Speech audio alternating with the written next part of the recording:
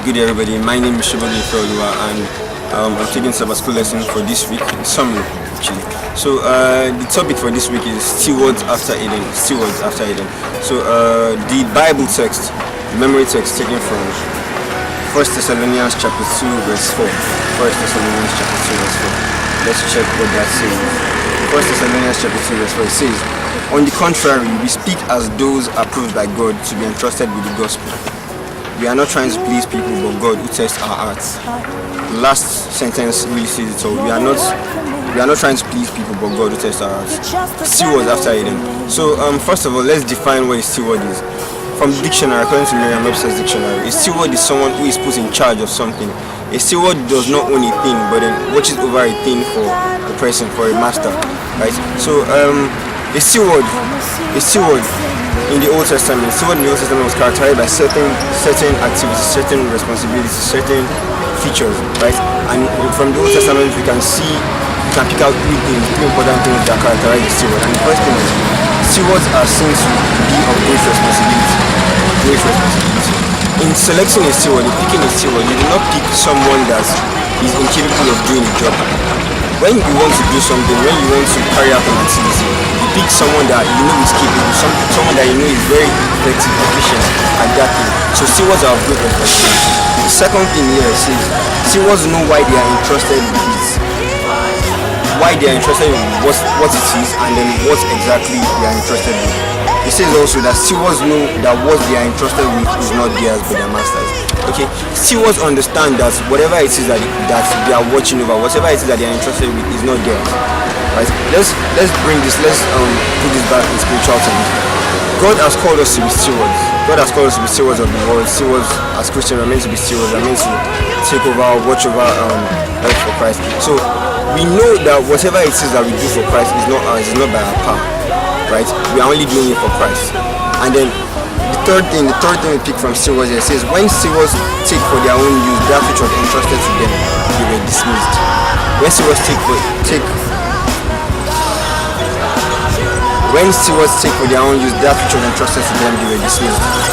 You see that in the case of Adam and Eve. Adam and Eve were stewards. Adam and Eve were kept in charge of the Garden of Eden. They were kept in charge to look over, to have dominion over the animals, but then they fell and then they were dismissed. That's what it says. When stewards forget, and when they decide to take this power that has been handed to them by reason of their master, by reason of the person that has put them in charge, they lose their place, they lose their position.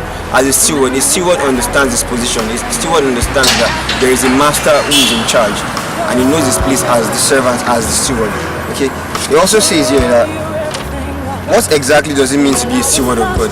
What does it mean to be a steward of God? A steward of God, for example, a steward of God is a person whose focus is no longer on the world and on materialism. A steward is someone who looks beyond the material things, who looks beyond the things of the world, and then looks unto God. Like I've said, I've always mentioned this several times. Many times I've said this over and over. As a Christian, as a steward, there are two things. There are two possible things that you can look at. There is the physical, and then there is the spiritual. So Focus is a thing that means when you focus on one thing, right, it doesn't mean you do not see everything around. I mean, you can't say because you want to be a steward for Christ, you will choose to block out every physical thing. When you choose to become a steward for Christ, you focus on the spiritual, and then everything physical is in the background, it's blurred out, right? So the only things you see, not the only things, the things you see the most are the spiritual, and then the spiritual should guide the physical, not the other way around. The physical shouldn't be the first thing, the spiritual should be the first, guiding the physical. Spiritual guiding the physical, the celestial guiding the physical. That's how it works. So it says, when we become God's stewards, our focus on the world and its materialistic values changes to a focus on the Creator and His mission.